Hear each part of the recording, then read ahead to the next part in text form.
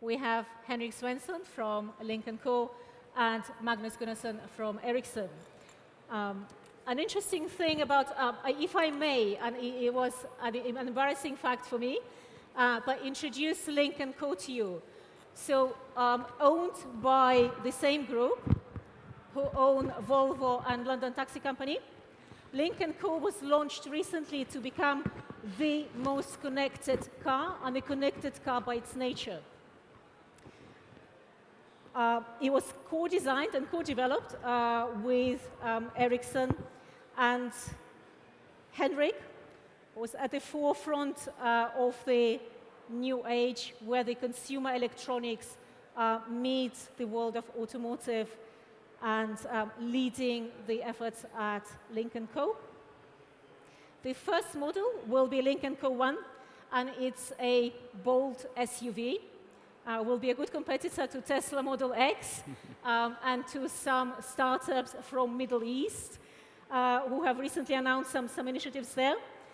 The car is built around open API. Again, one of the mega trends outside of automotive industry that we have seen consistently winning, the open infrastructure, the open architecture. So it's built around open API, and it's inviting developers to join in designing that journey. Every model will feature electric powertrains and the full mobility as a standard. Magnus is representing Ericsson, is a strategic marketing director, and with 15 years of experience in automotive telematics and electronics and services. So we have two people here who live and breathe automotive from different perspectives. And as a director of marketing at Ericsson, he's driving that penetration, awareness, as well as the momentum in the industry to collaborate and to create more innovation. So I hand over to the gentleman for the presentations. Okay, thank you, Ilona. Was that really me? Thank you for that. Okay, yes, my name is Henrik Svensson. I'm coming from Lynk&Co. And I'm here to short present our vision and thinking about the connectivity in our cars.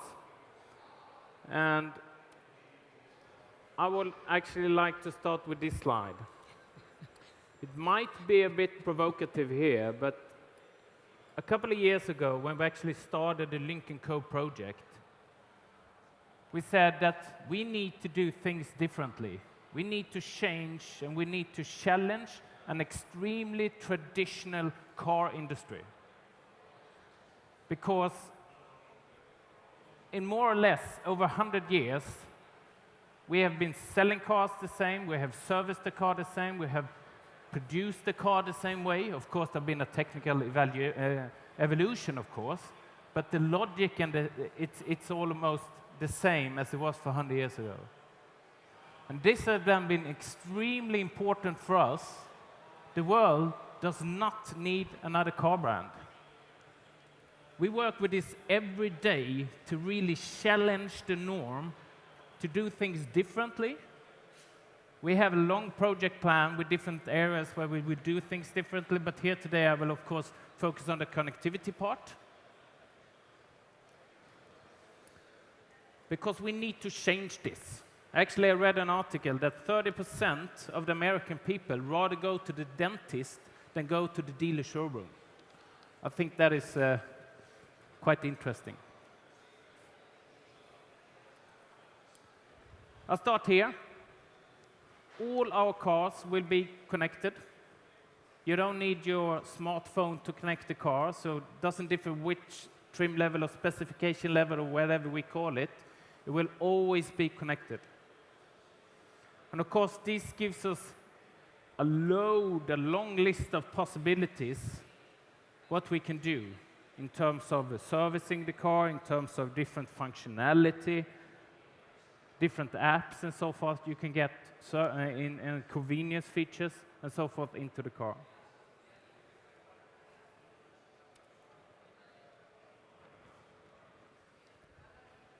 This is the interior of the 01. That's the first car out. start of sales at the end of the year. And this is the number 1. The second car we will launch will be number 2. The third car we launch will be number 3. We don't do it more difficult than that. Here, we're putting a touch screen. That's more or less industry standard, but it's just a parameter that we need to have this interface in the car, a changeable interface, because we know that there will be a lot of changes in the car during its life cycle. And actually, we don't want to have our customer focus on the screens. They should be, at least as long as we are driving ourselves, they should be on the road. So here we see really a new battleground where we need to look into how to improve the natural voice. And with then the connectivity we have, we're always connected to the cloud. Since the artificial intelligence and to do the natural speed good, you need to have a lot of process power, and that we don't want to put in standard in the car. But that process power we have in the cloud that we're always connected to.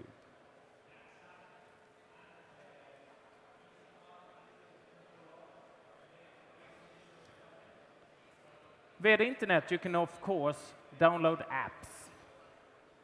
There's nothing revolutionary with that.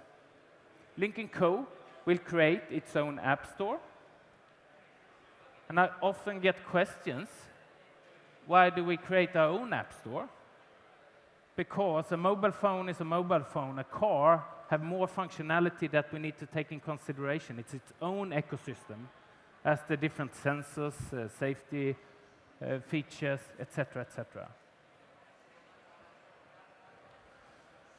I put up Spotify here, and the apps have really changed our way of living.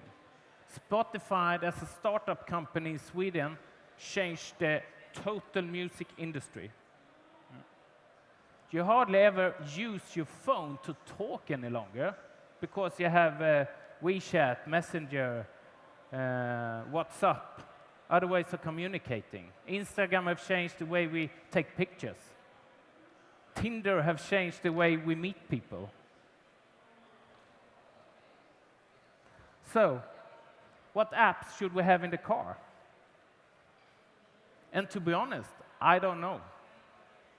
Because if you have asked this question to Steve Jobs 10 years ago, when the iPhone was launched, I don't think he will put on the Angry Birds or Pokemon Go on the list. So that's actually why we invite third party into the Lynk&Co in a collaboration to develop content into the car. And that we do with what we call the open platform. Magnus will talk more about this later on, the open API. Because we don't know exactly what content do the customer want.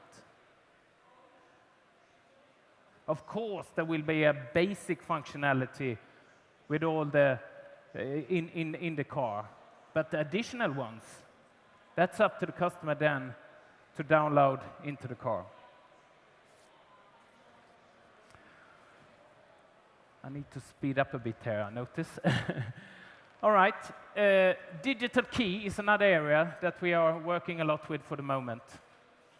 When we launch the car, there will be a share button possible to download into the car. And to give you really a user case, you go to work with the car knows its location, you know that you're going to be at work for 8 hours, you push the share button, and then the car is available for your friends to borrow. They send a request, you send a confirmation, of course with a time limit when you need to have the car back, and off they can go.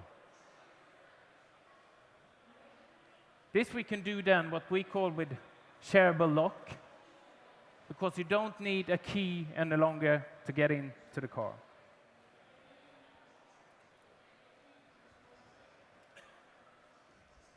So, what's next? We have created the platform and the possibilities with the touchscreen in the car, connection to the cloud, always connected, the open platform. So now it's up to us what content we should have in the car. Should it be an advanced weather forecast? Maybe, why not? Digital hitchhiking? Or we even got a proposal of a cow finder. I don't know if that really is a good idea. Enough. That was all from me, and I hand over to, is it you, Ilona, or Magnus directly? Hello, can you hear me? Now you can hear me. Quick pit stop and we're off to go. Thank you, Henrik. Thank you, Ilona. It's always a pleasure to be back in Barcelona, and I say back because we're normally here in February, as you know, for the big World Mobile Congress, or Mobile World Congress. This year, we actually went to the Congress together with Lynk&Co to show the specific car key that Henrik just talked about. So I think that's also a good way to start this little short presentation off. How two industries are working together. I'm from telecom, Henrik is from automotive. We do now see how our two industries, the tech industry, the transport industry, the telecom industry, the automotive industry, are getting closer and closer by the day. So let me tell you a little bit what we're doing together and why I'm standing here together with Henrik. Just a quick historic backdrop from the industry I represent, telecom. Ericsson is about 141 years old. So if you take the telecom industry, about the same age as the automotive industry, slightly older, it took us about 100 years to connect 1 billion places. That's when I was born. Most of you, I guess, looking around here, you called a place. You called your parents' office. You called your friend's house. 100 years. Then the next 25 years, we connected 5 billion persons or people. That's the mobile phone generation, the mobile phone transformation. And now, we're well on the way for 2020 to collect 26 billion devices. And in this environment, I would not really like to say that we can say the car, this fantastic thing, the car, which we put in thousands of hours to design a device. But when you're coming from a connectivity point of view, it is actually a device. It is connected like so many other devices are becoming connected nowadays. We call this obviously the Internet of Things. And from Ericsson's side, we believe that this has great transformation potential for all industries, and perhaps the industry with the most potential for change is the transport and the automotive industry.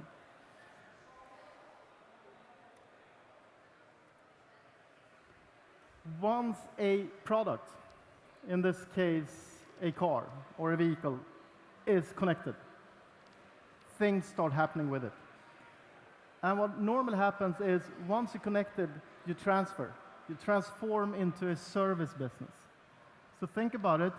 In the normal, slightly older setting, a car company, an automaker, produced a vehicle, sold it off to a dealer, and kind of outsourced that sales relationship with the consumer to someone else.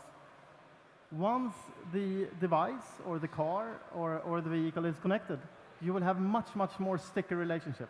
And this is also where the ecosystem comes into play.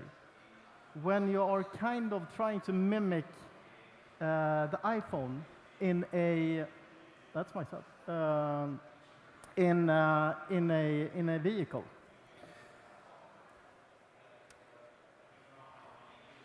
You start off with connecting an industry, in this case a vehicle. Once you've done that, you are putting services to that vehicle. That service could be, in this case, Spotify, or it could be someone else. But also, what will happen is that you start collaborating with different industries. We do see this happening now when the electric vehicle is coming online. You obviously need to start to talk with the utility companies.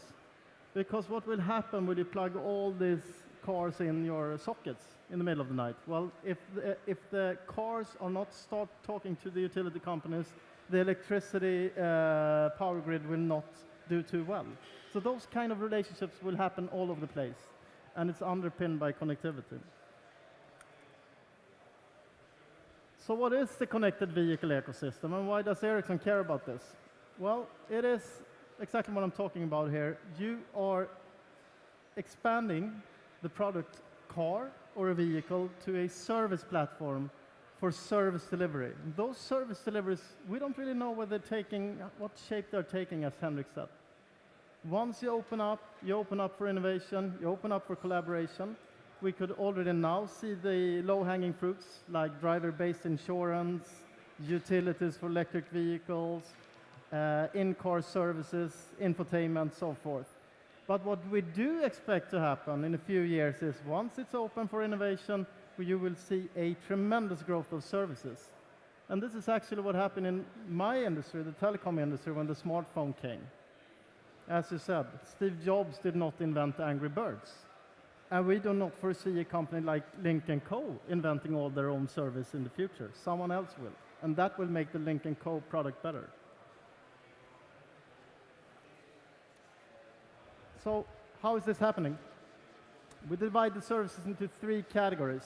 There will always be a category of services that is deemed important for any automaker or vehicle manufacturer to produce themselves. That is the vehicle-centric services. Could be SOTA solutions, could be OTA solutions. Those type of very, very close to the vehicle services. That's something we call the core services. Then you would have a short tail of services. That is services that are included in the vehicle from purchase. Could be navigation services, could be a certain number of infotainment services.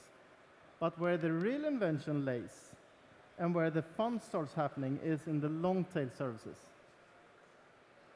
When you ask a company like Gartner, where will the innovation take place in the future? They say 80% of service innovation will happen in small startups. That's not Ericsson. We could call you a startup, but you're still part of the automotive. We believe, the automotive industry that is, we believe that most of the service innovations will happen somewhere else. Smaller type of very, very quick-footed startup companies. And as an industry, we need to make sure that we capture this innovation in a safe and secure way and put that in a nice package and then produce that to the automaker. How do we do this? You need 3 things. You need easy onboarding. That means you almost like to have a Facebook approach to services.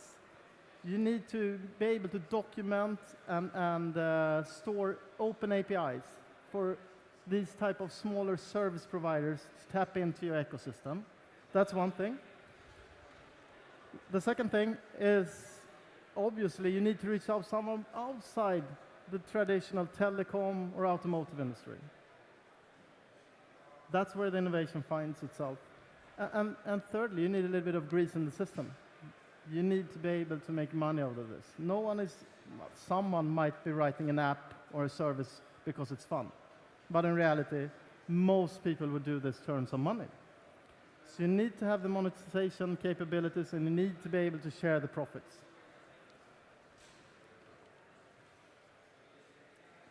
In this environment, as we believe it will take shape, the winners will be categorized by two qualities. First, data. And I think as automakers, I believe some of you are, Henrik definitely is, you have a tremendous opportunity because you know the vehicle data. So automakers are definitely on top of this. The question is how to share it in a structured, secure, and personal integrity point of view. And that is the second point. So once you have the data, you need to be able to transfer it to the right party. And you need to be able to cater each party with the data set they need. You don't want to share every data with everyone. You just want to share the data every service provider needs. So that's a little bit what we're trying to do with Ericsson. And obviously, as you understood, we're doing this through a cloud-based service. And I'm very happy to be here with Lynk. So yeah, should I keep this? Thank you very much. I think we have 2 mics. Yeah, thank you. We've got about 20 minutes for some questions and for dialogue. And a question I'd like to start with, or an observation, as well as would love to hear some insights from Henrik to start with. As we had a change of mic, there were 1.5 minute, 90 seconds conversation. And I asked Henrik, how long did it take you to take Lynk&Co from standing start to actually where you're now? 3.5 years was the answer. To put it into perspective, every one of you who kind of has taken apart a car and knows that electric circuits have physical bits in it called control units, and that those control units are more often than not a bit of a bottleneck. A major global car manufacturer has done an RFQ a few months ago to do over-the-air updates of their cars. How long will it take them? 3 years. Yeah?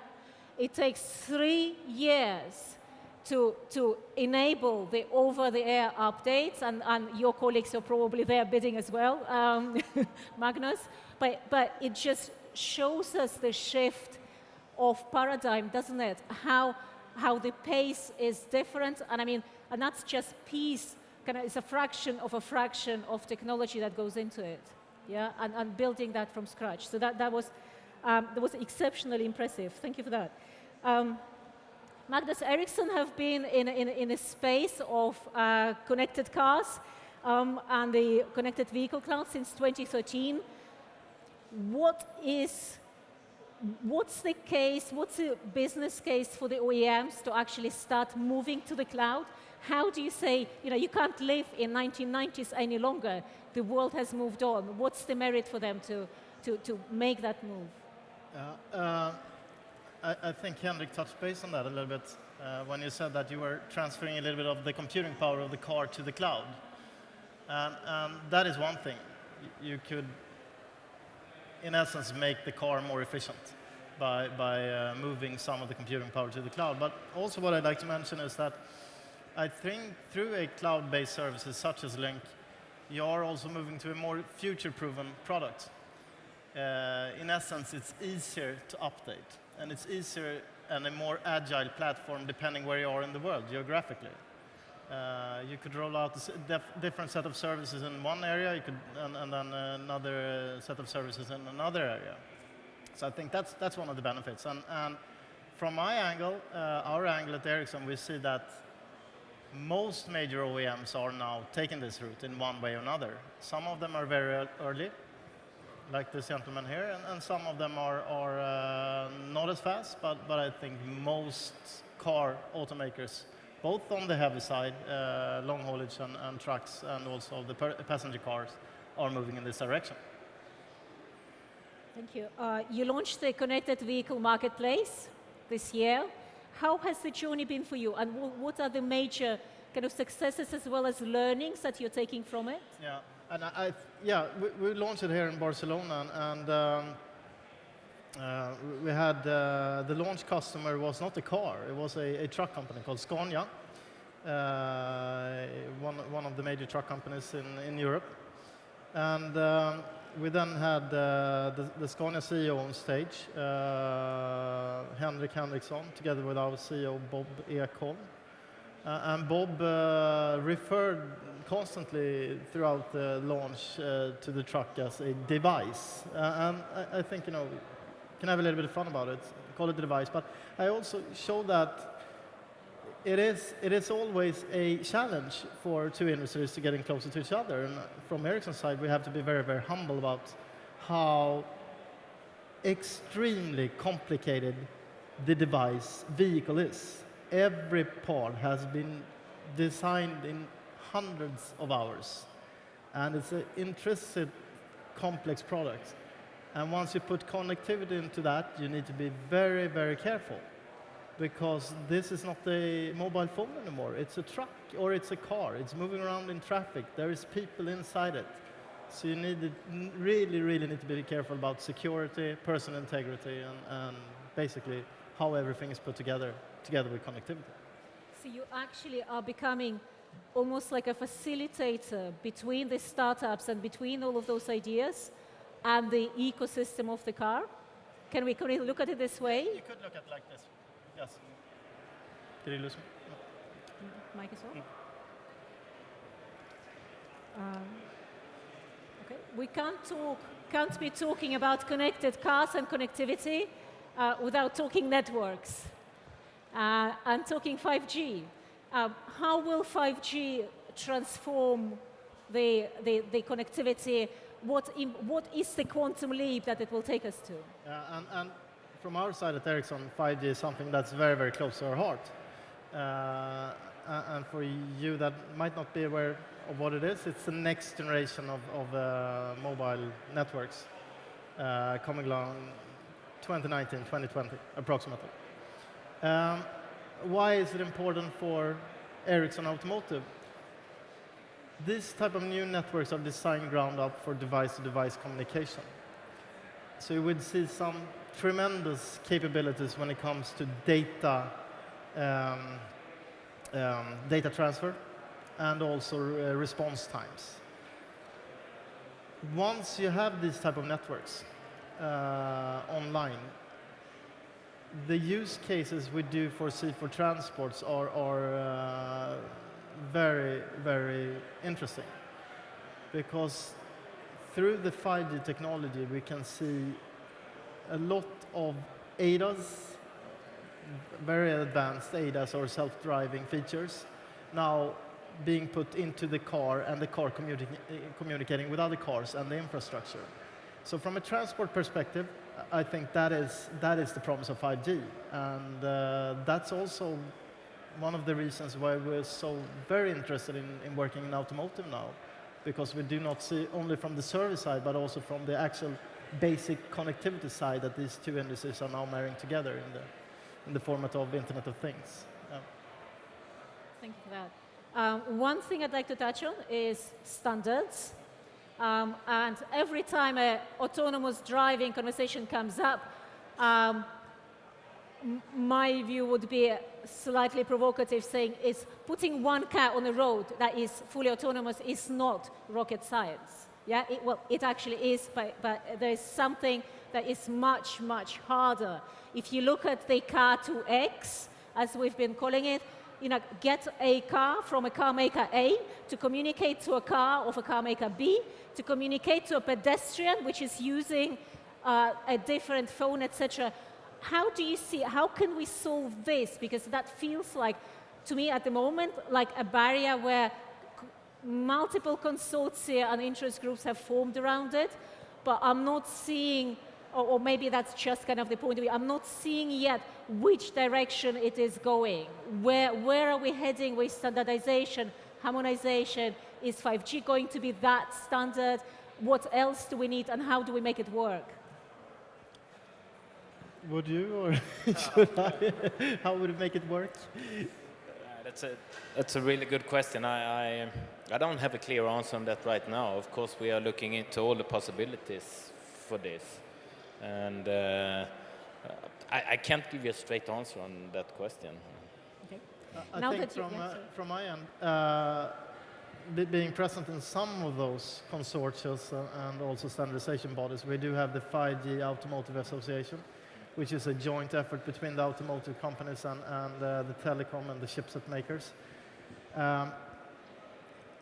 It is a very complex question, and you have to eat it in, or divide it into bits and pieces in order to answer it. Obviously, you need the regulation and legal framework to make this happen. I think in some parts of the world we're moving in the right direction. There are also a lot of trials ongoing all over the world. From Ericsson's side, we're part of some of them.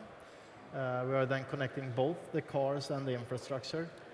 But when will there be a regional or global standard? I don't know. Probably some time away, right?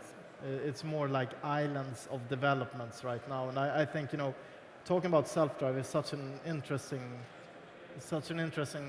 questions to discuss, and I'm sure you've been doing it all day here, but as you say, it's probably not that hard to put one car or even more cars in a closed-off environment at level 5 or at least 4+. But once you start mixing them, and in a complex environment like Barcelona or London, I think that would be some time away in order to make that in a safe and controlled way, right? Thank you. Something that might be slightly closer is, and with you being at the forefront of innovation, artificial intelligence. How do you see that playing into Lynk&Co? How do you utilize it at Ericsson? What's the vision? Where are we heading to there? Of course, that is one of the key areas where we think there will be a lot of revolution in the near future, because the customer should focus on the road, should focus on the driving itself, and now when we have the possibility to connect and get information from the cloud and get all the process, as I said here before, process power from the cloud, we can develop it even further and then get because today it's a bit of a miss and hit situation. It doesn't really work that well. And now with the new technique and new possibilities, it will evolve over time, and that will be the natural way to communicate with the car, as we see it. I couldn't agree more. I think, again, going back to this device, the vehicle, the car, it has so much potential for both AI and advanced analytics when it comes to the self-driving feature, but also what I mentioned earlier, a little bit on the service side. At Ericsson, for example, we work with predictive mobility, meaning that the car would literally know that you are going to your work, and when you're coming there, it could potentially in the future prompt you, would you like to share me? Because it seems like you have a full calendar here for the next 8 hours or something, right? So those type of analytics technology is not that hard. Business model might be a little bit trickier, but I'm sure we get there. Yeah. Thank you very much. Thank you. Who in the audience is old enough to remember the General Motors rant about on Microsoft, where they said, do you remember that list of 10 points? If cars were built like computers, yeah, then every time your car crashes, you have to repaint the roads and so on. There was a 10 points list, which was highly entertaining. And it's really interesting to see how the world has changed. And we actually now, what Ericsson and Lynk&Co have co-created, it is the car which is a supercomputer in a way, isn't it? So where the technology is so embedded that the joke from 1990s is actually a vision for many to follow, and with you being at the forefront. So I'd like to thank very much to both Magnus and Henrik for the very interesting and insightful conversation. Thank you. Thank you. Thank you. Thank you.